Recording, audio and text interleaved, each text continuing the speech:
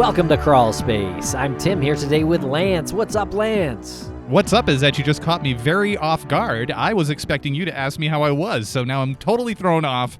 What is up? I don't know. I don't even know. How are you today, Tim? I'm doing great. Thanks a lot for asking. And the sky is up. That's the answer. That's true. And Lance, in this episode today, we speak with some old friends, a couple of wonderful ladies from the Cults, Crimes, and Cabernet podcast.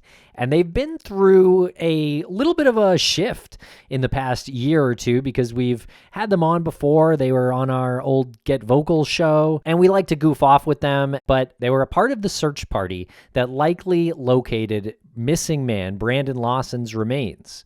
And that happened earlier in 2022. And they've kind of shifted their show a little bit. And so that's actually what they're here to talk about. I love seeing it when content creators can grow and recognize that they can actually have a positive impact on the stories that they discuss on their show. And what Whitney and Melissa are doing right now is a really good example. And you can check out everything that they do at cultscrimesandcabernet.com. And you can also find them on your favorite podcatcher. And Tim, both Whitney and Melissa recently texted me and asked me if anyone wanted to listen to this episode without the ads. Where would they go? Oh, great question, Whitney and Melissa. Well, you can go to crawlspace.supportingcast.fm, or you can just do it right on Apple Podcasts now, right from the app. You can subscribe to Crawlspace Premium. You get every single episode ad-free, and you also get our weekly bonus show. It's a lot of fun. It's well worth it. Oh, they just texted again, wondering where they can follow us on social media. Oh, well, that's weird, because I thought they already followed us on social media, and surely they could find us on social media just by searching Crawlspace Podcast or Crawlspace Pod. Stick around for our wonderful conversation with Whitney and Melissa, but first we have to take a quick break for our sponsors. Thanks to our sponsors, and now we're back to the program. Welcome, Whitney and Melissa, to the podcast. How are you today? Doing great. Just living the dream. Living the dream. What weird path are we going to go down before we actually start talking about the topic that is at hand here? I feel like we need to deviate for a little bit, which is on brand for us. It is. It is. You know, I don't have anything really crazy this time. I mean, we could always go back to Tiger King. That's always a good one. Oh, do you guys know about the Debbie Collier case? No. Okay. Well, I'm going to briefly sum it up, but an update came out. So Debbie Collier is this mother. She went to a Family Dollar, was seen buying a couple of things on surveillance, and then she went missing. What was strange was she sent her daughter a Venmo, her adult daughter, a Venmo for a very specific amount of money. It was, I don't have that, but it's like $2,385. That's it. You did it right. You got Oh it my perfect.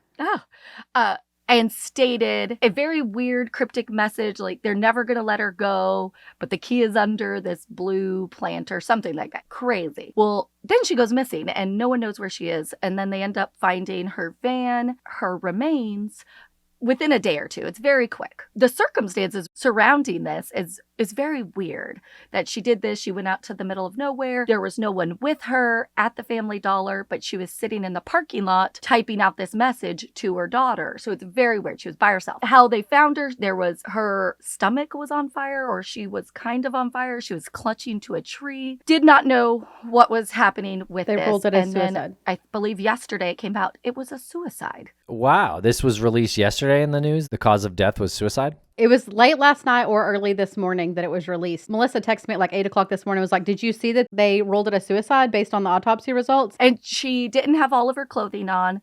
They found some of the items that she had purchased, like surrounding her. There was like a tarp and a few other things surrounding. And she was kind of in this off of a main road, but down like a valley and a little bit of a wooded area. Her oldest daughter said, oh, she had been giving away some of her stuff in the days prior. It just seems very weird. Who saw her clutching her stomach and she was on fire? When authorities found her, she was kind of charred in her mid-range, and she was clutching a tree with her right hand is what they said, like hanging on to this tree, partially nude as well. And they only found her because they did LoJack or something she was in a rental car and they tracked the rental car and it was just parked off the side of the road. Then you cross the street and go down this little embankment. And there she was behind this big tree stump, clutching onto this tree, stomach burned. And then the most random items she bought at the Dollar General store or Family Dollar store, it was like a tarp. There was like 5 different things. I know a blue tarp was one of them, but a few of those items were found with her. But there's a lot more to this story. Like the daughter and her boyfriend have several domestic violence accusations and reports against each other. The boyfriend supposedly punched Debbie at one point. The daughter was stealing money from the boyfriend. There was drugs involved in their relationship. Debbie, a couple weeks before this, had like a black eye and was all bruised up from the boyfriend beating up Debbie. So there's a whole lots of scenario going on. The ground was scorched. They said, I was just reading an article, that there were burn marks, but there were no signs of a wood-fueled fire had been constructed. So there was no, like, say she was creating a fire because she was cold, let's say. Or there wasn't that. Scorch marks on the ground and burn marks on her stomach area. And the autopsy report said that she died from inhalation of superheated gases, thermal injuries, and hydrocodone intoxication. That's what was listed on the autopsy report. I always get surprised to hear the lengths that people go to sometimes to commit suicide or cover a crime. I remember when we first heard there was a body found in a body of water chained to a cinder block, we thought, oh my God, this person was murdered. It comes to find out that no, in a lot of cases, people who die by suicide in bodies of water, they chain themselves to a cinder block to prevent themselves from being able to escape. It was just a very surprising announcement. And kind of a bummer, so I'm sorry. Yeah, that wasn't our usual tangent. I'm so sorry. No, our usual tangent is more lighthearted and fun. Yes. Yeah. Not so much with that one. The reason why you reached out to us is to extend this conversation about advocacy and ethics and true crime industry that we operate in. So this might be a good segue into that conversation. When you come across something like this that is breaking news, what's your first reaction as podcasters? We've always talked about how we don't want to be breaking news. We want to make sure that the family has had a chance to digest the information, how they seem fit. We don't want to be the ones that tell the family because that's not our job. It is not our position. We are not there to comfort them in what will be the hardest day of their lives. We read it, obviously. We consume the information. We take it in. We will share a news article, but we don't want to be the first people to share the news article. Yeah, we'll typically take our lead from the family. So once they have decided the course of action that they want to take on a particular case, if they want the information out there, they don't want the information out there, that's kind of how we roll. When did this attitude come about for you guys? For you ladies? Thank you. Obviously, we didn't start this way. We started like every other true crime content consumer in the world. We wanted to watch all the things. We wanted to listen to all the things. Honestly, for me, not for Melissa, because she doesn't do gruesome, but the more gruesome and gory, the better. I want every single detail. Melissa just wants to hear the story. That's how we started. We started day drinking around a table. We decided to record it because that's what we were doing at the time. Within, I would say, 3 weeks of putting out what we consider now sensationalized content, we thought that we were going about it the wrong way. We started reading family testimonials. We met Jason Watts shortly after we decided to go out in the world and be more hands-on. And from that moment, we knew that we were changing. We weren't going to push the overly covered content. We weren't going to do anything that was just for attention. I think it makes a big difference once you meet family members of these victims and hear their side of it. I do believe true crime content creators, there is a good place and we can do a lot of good in the world. Definitely meeting families and talking to friends, that's where it all changed, when you realize that these are not faceless victims. They had lives, they had children. It makes such an impact when you humanize them. Was there a particular family member that brought you to this realization? I mean, honestly, everything for us started with Jason Watts, meeting Jason, meeting Ledessa. Brandon's story is going to forever be what secured our role in this industry, in this community, rather. Meeting them, feeling what we felt the first time we were on the side of the road there, we knew then that we had to do something. And just talking about BTK wasn't going to work for us anymore. We had to do much more good. And then there's been countless others. I mean, Eric from True Consequences, Julie Murray, all of them, like they just come at it from such a different place. And once you get to know them, you can't go on the record saying all of these horrible things about the victim or their families, or go out there and just laugh about a situation when it's horrible what is happening. So There's never been a time when the two of you have covered something and made jokes and laughed about it, though. Yes, there is. I'll be honest. Our episode 7, 6, 7, Yeah. I think we've 7. taken it down at this point.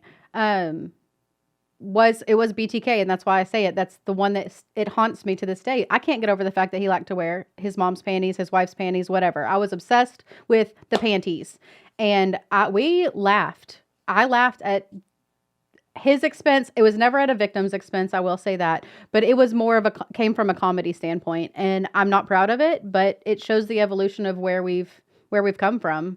There was a shift in us from just a content consumer to being an ethical podcaster. The two of you don't strike me as people who would laugh at the situation, laugh at the survivor of an attack or the family members, and I think it's perfectly healthy. I don't think you should be ashamed for laughing at the idea of that individual wearing or having an obsession with women's underwear. Personally, I find it easier to enter into a conversation about something that's so tragic, like BTK, and just terrifying, if you do sprinkle a little laughter in there, break the ice with like a bit of laughter, and you know what your ultimate, motivations are. And we didn't take it down because that was the content that we created. We took it down because it sounded like crap. And we've learned now as creators that you can't record in a kitchen with screaming children where it echoes. So our plan was to re-record them and re-release them. But honestly, we've just been so busy. We haven't been able to attend to our back catalog. So many people left us reviews that I couldn't get past the first episode because you can hear kids screaming in the background. And we've obviously evolved. Everyone evolves in this space as far as production quality goes. Like, you just got to stick with it. Start with the current episodes and work your way back to see how far we've come, Tell those reviewers to hit the bricks. Come on. in that episode's defense as well, it was more of Whitney not understanding that he stole the women's underwear from the neighbors versus going over there and knocking on the door and asking to borrow the underwear. She was like, what does he just go over there like a cup of sugar and borrow it? I'm like, no, I'm sure he doesn't ask them for their undergarments. So it was a little bit funny. I'm And in our defense, we recorded that episode at like 9 p.m. and we had been drinking since about 10 a.m. It was just a combination of lots of factors. Day drinking and borrowing panties from a neighbor was very comical to me at that point. We recorded that actually on my bed. So this is how far we've come. So definitely now, that's what you say, when we've evolved, we've obviously got our audio quality way up, but also we don't drink near as much as we did. Tim and I are actually on my bed right now, just on different Zoom screens. Yeah, and we're on mushrooms. Nice. And it's a water bed. Oh, fun. It's crazy. You can hear the ocean in the background. So tell us about this roundtable discussion that you hosted at the True Crime Podcast Festival in 2022. Okay, so it was a great event. Whitney and I had done a few other speaking engagements at this conference, but we felt like this particular one we got the most out of. There wasn't as many listeners as we would have liked, but there was a lot of content creators that came to listen to what we had to say about action-oriented advocacy. So our roundtable discussion, we wanted it to be interactive. That's what roundtable discussions are. But when you talk about action-oriented advocacy, what does that mean? It means doing something to further a case or to be helpful, right? But how do you do that from a room? Just discussing options doesn't do anything. We wanted to give anyone that came into that room several opportunities to advocate before they even left. Most of these were non-monetarily driven, something that people do every single day and just don't realize it, that they could utilize that skill to further a case or to help advocate. When we started with it all, we talked about how many hours a week do people consume true crime content. If you listen to 2 podcasts, that's at least 2 hours usually of content a week. We all know that anyone that consumes true crime content that they're probably putting a good 10 hours in. Let's say you watch one documentary, you have 3 favorite podcasts, and there's a new Netflix series out. Like you're consuming quite a bit of information, if not just reading articles that people share. Sharing a missing persons flyer. How simple is clicking the share button on Facebook? How do you do that ethically and responsibly? You got to make sure that you're sharing accurate information by pulling it from doing a quick Google search and saying, hey, is this an actual missing person or is this another Facebook scam? Because right now there's a big scam going around where a kid's gone missing and they share out this post about 50, 60 times, and then they change that to a owner-financed house. So there was an Oakland Raiders quarterback. He retweeted an Amber Alert for a missing 3-year-old. He had like 277,000 followers. One of the followers recognized the vehicle in that Amber Alert, calls the police. Toddlers is recovered without any incident. It's amazing what just a minor share or a retweet, literally not even a second of someone's time, what it can mean for a family that has a missing loved one. We had an individual on today, a wonderful woman. She's the assistant professor of clinical teaching at the University of Colorado in Denver, Melissa Tackett Gibson. We met her at Obsess Fest, and she has put together a survey, a pretty extensive survey about why people listen to true crime, what they do with that information, what it makes them feel. Do you feel less safe, more safe? Do you want to protect yourself more? Do you carry now protective items like mace, or did you take a self-defense class? Are you adapting self-protective behavior? And how that's different from like watching a news broadcast or reading something in the paper or any other form of media that's not a podcast. So this conversation is so multifaceted. We're all coming from it from like the content creator point of view. How do you appropriately move on from the topic that you're discussing?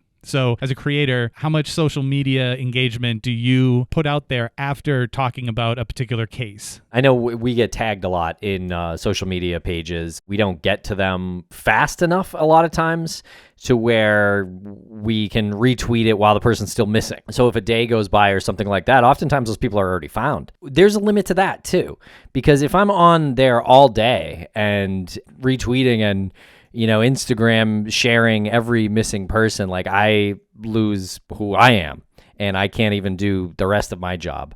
So I think you need to do it to a point and just be careful to not go too overboard with that unless you're ready to devote several hours a week to those people. Do you suggest creating a new social media account that is focused around that, or do you suggest these people doing it under their personal page? When we initially had written and came up with these things, it was for our listeners. What can our listeners do that is quick, easy? Because a lot of people want to help, they just don't even know where to start. And we obviously want them to do it ethically. You can't go out and do foot searches on your own, just, knock on a murderer's door. You can't do that. We wanted to give them a few ways that they can just start right now. And a lot of people don't think that sharing a social media post is really that big of a thing. Even on their personal page as a listener, they have families and friends on their, own Facebook page, but it really can, even if you don't have a huge following or anything like that. So that's what we were initially thinking when we came up with this, but now it's completely different for obviously content creators, because yes, the amount of missing flyers that come through our social medias on the daily, if we tried to share them all, they would get lost in the feed. They wouldn't pay, I think, as close attention to it. And you also got to factor in algorithms. Facebook algorithms, if you share 5 posts back to back, they stack them and you're only going to see the one that's on top. You're not going to see every single missing flyer. I think it's a personal choice in the matter. If you want to take hours of your day and devote time to it, then study the Facebook algorithms, start your own private page if that's what you want to choose. If you want your private page to be out there in the public, then do it. Personally, Melissa and I, our personal Facebooks are not public because Melissa's husband was military and he convinced me that mine needs to no longer be public. When I was a real estate agent, all of my information was out there all the time. I've been on both sides of those privacy lines. It's really just personal preference. But what we try to do is, and like you said, Tim, you've got to Google it, check it. One of our tips was if you share something, make sure you update it when that person is found. Don't share another post, go back to your original and edit it and do, edited, updated, found, whatever. So that if that post that you originally shared is still out there and someone else shared it from you, they will see the update, and then that news. I'll go a step further and actually delete the original post because that person's face has no reason to be out there at that point. What else? What other tips do you have? The next one we have, this also goes along with social media, but it's sign a petition. So we know change.org is one of the more common websites. I mean, it has 70-something thousands petitions created every month. It's got 1.7 million people joining every month. We've shared and signed multiple petitions. In my mind, people really don't think that it does much, but getting those signatures gets media in front of it. If the public wants a certain thing happening, this is the first start. Then it also can change legislation as well. So there's kind of multiple things happening there. And I know a lot of people are like, oh, okay, I'll sign it, but they don't think it's going anywhere after that.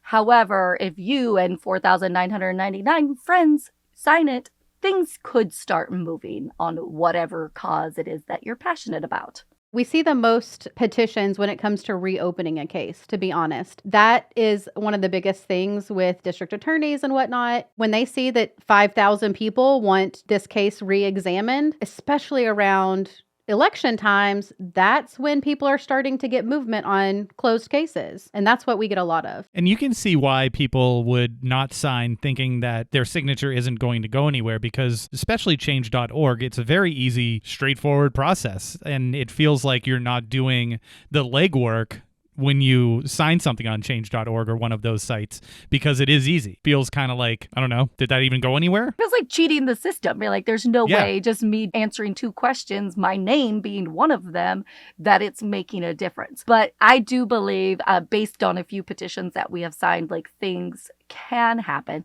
Not saying they will, but it's a possibility. And sometimes that's all you need, is that slight possibility. The best part about change.org is if you feel that your signature isn't enough, you can take it a step further and donate to the cause or share it on your social media. Again, social media runs the world. So if you share that petition to your friends, maybe 500 of them, if you have that many friends, didn't even know that this was an issue, and now they do. You might get an extra 10 signatures that way. You never know. Yeah, I think physical letters are a good idea too, if organized in a certain way for a specific campaign. I think that can be more powerful than email. Definitely more powerful than emails, but even potentially a petition, depending on how that's organized. We've also taken part in phone campaigns to legislation, just like the Leon Laurel's case. If you don't know about that, on the 15th, I called and bugged the DA saying, hey, you need to check this out. And it was a 5-minute phone call. Someone hears you say, I called the DA.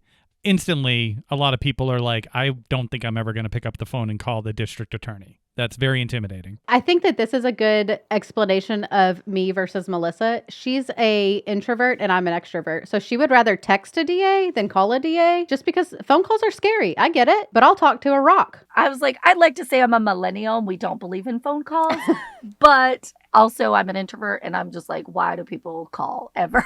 I am not that type of person to call. To quell any nerves, 9 times out of 10, you're getting a secretary. She's writing down your name and that you called about X thing. You don't actually talk to the DA. Wait, the DA doesn't pick up and be like, Mr. DA here. Surprise! No. What do you want? No. And honestly, it's just, you don't know who you're talking to unless you know them personally. Like, it's just another person. Did you like my DA impersonation? That was pretty good, Lance. Yeah, I was impressed. I took all the DAs that I've ever heard and I put them into one impersonation. It was strong. It's got a brick for a phone if you are watching the YouTube version. Is it the Nokia brick? No, it's like a brick that you use to build a house. Oh, okay. It's heavy. Yeah. And we'll be right back after a quick word from our sponsors. Thanks to our sponsors, and now we're back to the program. The next idea that we had was something that's slightly monetary, but not really, because you're already paying for it anyways. Amazon Smile. Very set it and forget it. You're already buying stuff on Amazon, which most people are. So a portion of eligible products will go directly to that nonprofit. I have had mine set to PI for the Missing for the last year, and I'm pretty sure they've gotten a couple $100 just out of me, because I'm fairly confident I alone keep Jeff Bezos' yacht afloat. Yeah, that's a great call. But yeah, Amazon Smile, very easy to set up and choose a nonprofit, and there's a percentage that is automatically donated. Like you said, set it and forget it. And thank you for setting yours to Private Investigations for the Missing. Yeah, we really appreciate that. And a lot of companies that people work for will also do donation matches. I used to work for eBay, and they were really good about, hey, pick a nonprofit and we'll donate our money there. And so it was nice. So there are ways without actually money coming out of your pocket, because we do know times are hard right now. Groceries are ridiculous. So a lot of people don't have that extra money to put towards things that they're passionate about or different organizations, but they want to help in another way. And we both have boys, so paying for groceries right now is hard because they eat a lot. Another easy way, because so many of us millennials and Gen Zers got into the 23andMe, Ancestry.com DNA testing kit. If you're looking for a good Christmas present, a lot of those companies do Christmas sales, and that's like a really good gift to give somebody in your family if you ever wanted to try that. They all allow you to download your DNA data file that you can then turn around and upload into GEDmatch. Took you 30 seconds maybe to do the whole process, Melissa? Yeah, once I read the instructions, it was a lot easier. Download it, upload it to that site. It does take a couple of days before they've done their smart people thing and lined it up with other DNA tests that are in the system.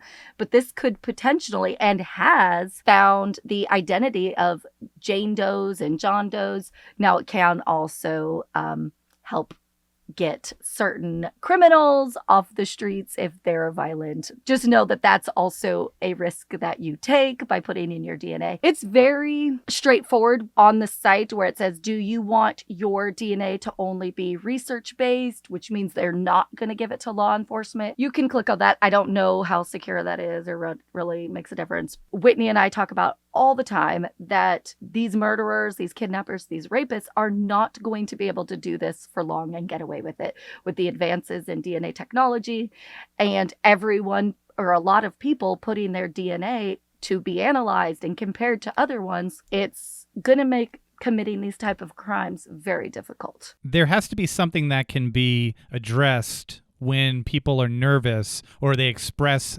anxiety in giving their DNA, thinking that something's going to happen, like, I'm not a criminal. I'm not giving my DNA because they're going to mistake my DNA for a criminal's DNA. I mean, that's a legit concern. I've heard people say that. I think it's a learning thing. Obviously, this is a newer technology. It's not foolproof yet. I think it's headed in the right direction.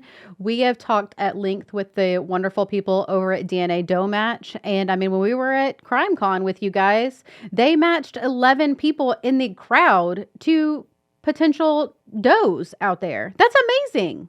Wow. That now we'll have a name, that have a face and a name. Finally. And then you look at the big cases like the Golden State Killer. He walked free for how many years? And because his second nephew, twice removed or whatever, decided to do a 23andMe kit, he was finally apprehended. I just think that people need to take a deep breath and realize that this is something that is doing more good than bad.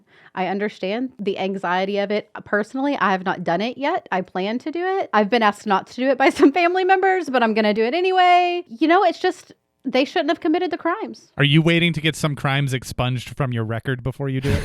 Not me, but someone in my family tree, maybe. Also, upload your profile to DNA Solves. That is the database at Othram Labs that they are trying to build to be as big as GEDmatch or CODIS. You know, obviously, it's going to take a lot of work. But yeah, if you were to get your DNA profile, you can send it to them and they can include it there too. And that's for law enforcement use. I was really nervous submitting it. I had done these DNA tests a year or two ago, but just when Whitney and I were finally talking about doing this whole action-oriented advocacy and the fact that I hadn't uploaded to GEDmatch, I was like, well, I'm kind of being slightly hypocritical, but I was nervous as well. And you never know how things will work out, but I'm like, okay, well, most likely it'll be fine.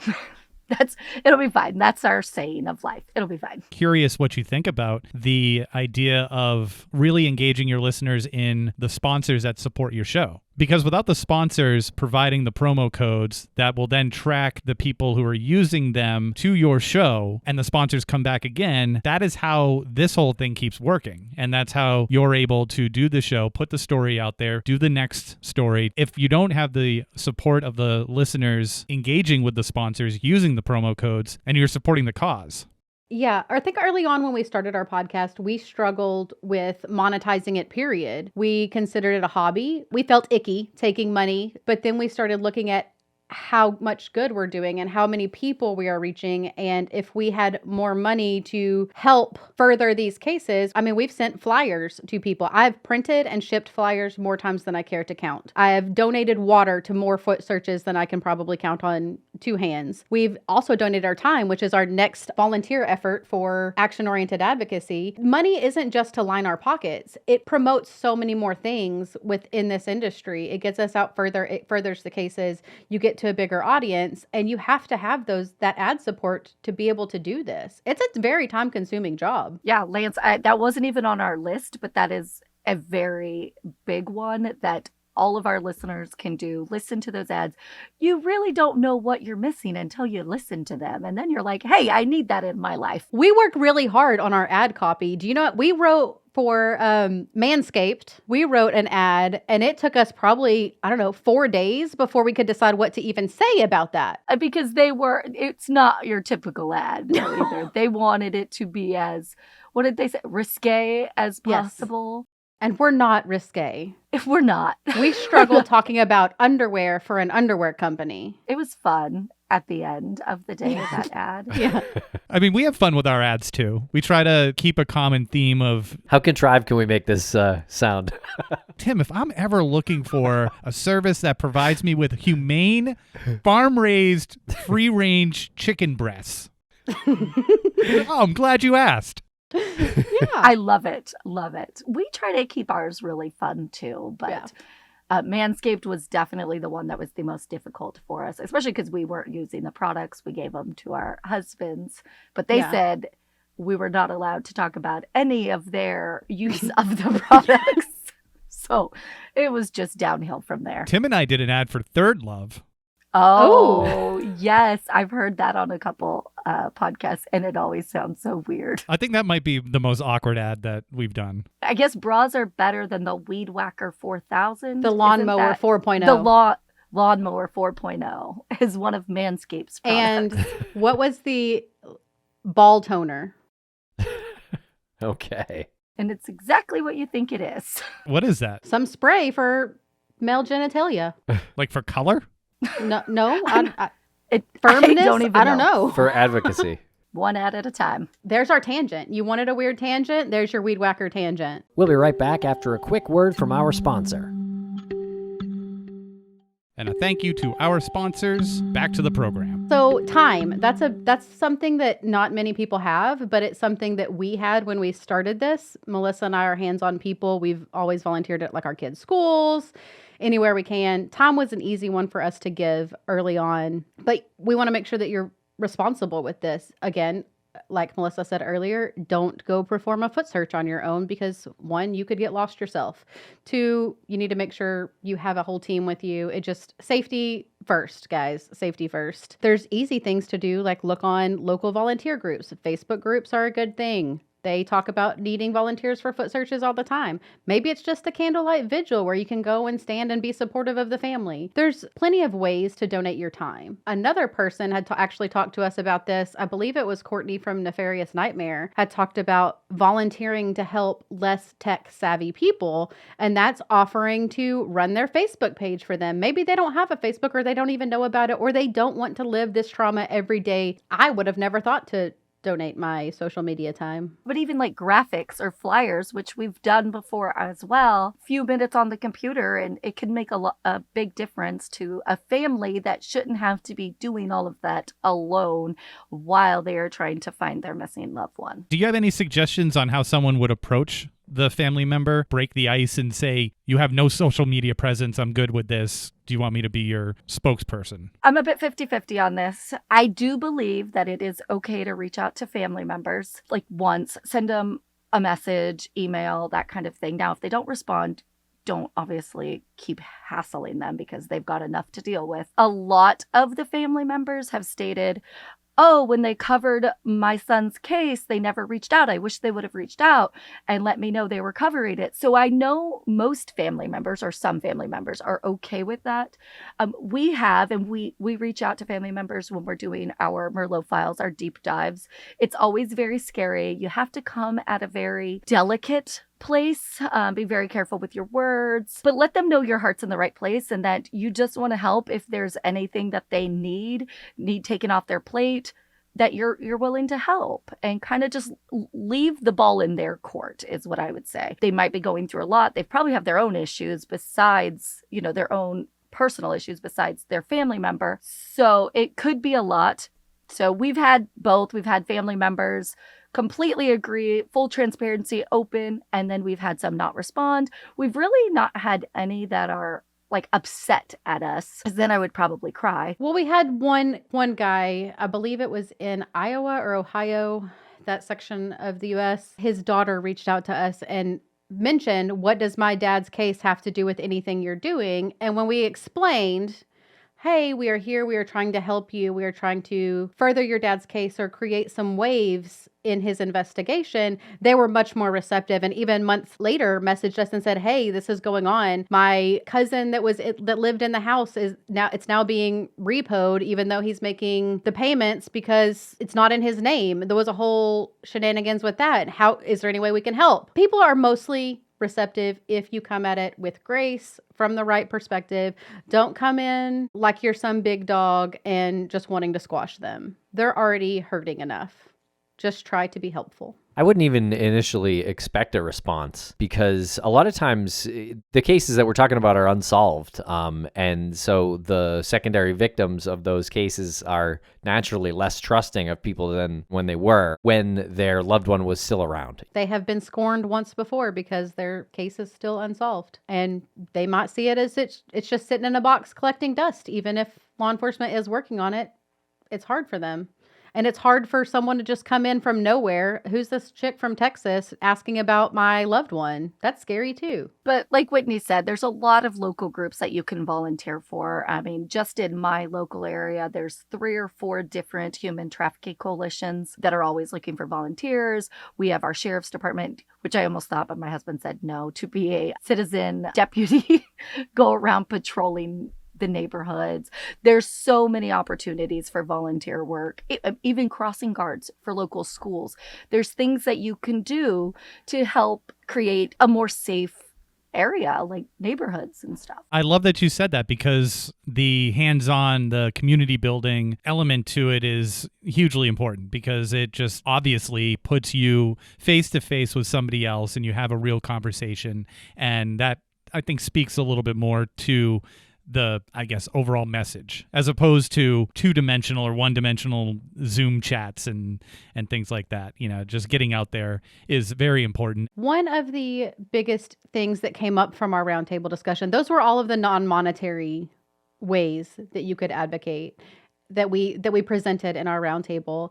And the conversation that came up from that, actually from Dr. Scott from LA Not So Confidential, who sat in on our roundtable, was that he's realized from his role in this community that family members don't know where to start to ask for help. And that's the biggest issue, because they're overwhelmed with their loved one being a victim. They're overwhelmed with dealing with law enforcement to make sure that the case is being furthered. They're overwhelmed with the public and the media bashing their doors down for a story. Where do they start to help find the right avenues and the right people to help them, as opposed to just looking for a story? So at the end of the day, there's no manual on what to do. Like, after you obviously call law enforcement, call 911 if someone's missing or murdered. But like Ladessa had said, she said she was a 25-year-old mother of 4 kids, and she did not have a clue what to do or anything like that. And then you have these cases where the significant other is the person of interest, which everything is being scrutinized about what they do. Are they doing the right thing because of the public? Are they doing this because this is what they feel they should do? It's such a roller coaster of emotions where no one knows what to do. So yes, Dr. Scott was talking about, you almost need like a to-do list, check these things off, make sure you're, contacting these people, because that could make a difference in finding someone quickly or not. You both thought you were getting into this for the fame and fortune. Yep. Yep. Oh, yes. I was getting into it for the wine, but an excuse. Well, tell us to about the daydream. wine. Tell us about the wine. What? I don't have any wine right now. Over the but- last 3 years, we've gone through so many wine, so much wine. I have 2 just ready on my desk at all times. Nice. I'm pulling up the website now. I've got a red and a white, so whatever mood Oh, you're I'm not. in, we're I'm ready. not looking at my Zoom. Did you Yeah. just hold it up? I Oh, did. hold it up again. Keep it there. Keep it there. Keep it. Hold it. Bam. I did not just take a screenshot. That's fine. Didn't think you were going to. We just have the last one that is monetary. There are a ton of organizations out there that are always looking for donations. Just unfortunately, it always comes down to money. Every organization always needs more money to be able to test more DNA, to be able to do more research. Everyone always needs more funds. There's not enough funds to operate. I mean, we've got the Innocence Project, the National Center for Victims of Crimes, and literally there's probably thousands out there that are doing amazing work that could use extra money if you have extra money, and it's the end of the year. So if you need a good tax deduction, send it off. That's right. Give us your money. The It was DA the came DA back. again. Yeah. The DA says so. And that's really our spill. We just wanted to share that it's easier than some people think to get involved if you have the guts to, I guess. Right mindset. Right mindset. That's what I was looking for. Is that what you'd wrap it up in like one sentence or like your elevator pitch? Do you have guts? I think it's just that people don't know where to start, and you don't have to look 7 steps down the road. It's as easy as a Facebook share. Just go at it with the right intentions, and that's it. I don't know why I said and. And That's the end of it. Yeah. They could be more than true crime content consumers. They could be advocates. Absolutely. Yeah, it's great. I think this is great that you're raising awareness for this cause, and we really appreciate it. Thank you so much for telling us about these tips and steps to go through if you're trying to ramp up your advocacy game. Is there anything else you'd like to say on the show here today?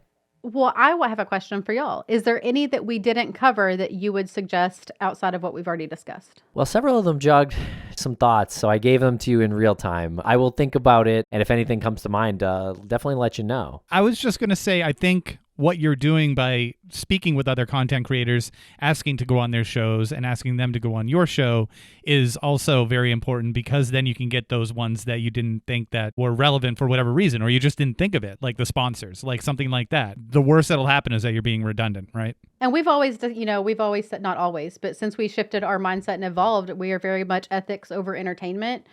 We are here to promote good in further cases and do good in this community. And we know that there's a giant shift coming in the true crime community. The conversations are already being had. I mean, when Dahmer came out on Netflix, immediately it was Dahmer's up here, everybody's watching it. And the next article below it is, should we be watching it or should we be second guessing this? And I think that that's huge, because 3 years ago when Melissa and I started it, that wasn't even on the table to discuss. But thank you both for having us on. We always love chatting with you guys. Yes. Yes, the thank greatest. you. This was No great. better way to wrap up the week.